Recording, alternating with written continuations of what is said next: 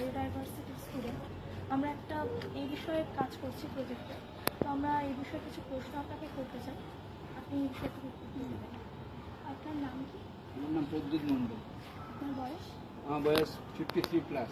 আপনি কতদিন ধরে এখানে আছেন? আমি আমার বাড়ি হচ্ছে জগদ্দলে, আমি বাই ব্লন্ড ওখান থেকে আমি আছি।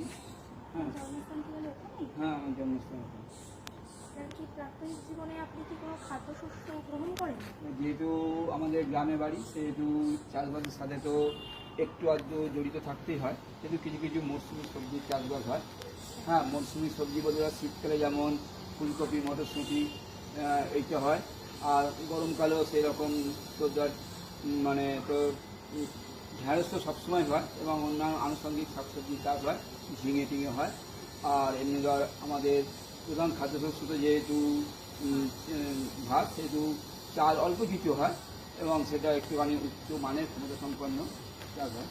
মানে আপনার বাড়ির সাথে আপনি মানে চাষের সাথে যুক্ত আছেন? বাড়ির সংলগ্ন হয়তো নেই, কিন্তু বাড়ি থেকে ওয়াকিং ডিস্টেন্সে চাষবাস হয়। আমার পূর্বপুরুষরা হ্যাঁ চাষবাসের সাথে ওরা যতটা ওতপ্রোতভাবে জড়িত, আমি ঠিক ততটা হয়তো কাজের ক্ষেত্রে হয়তো আমি ততটা জড়িত থাকতে পারি না, কিন্তু জড়িয়ে আছি অল্প বিস্তর।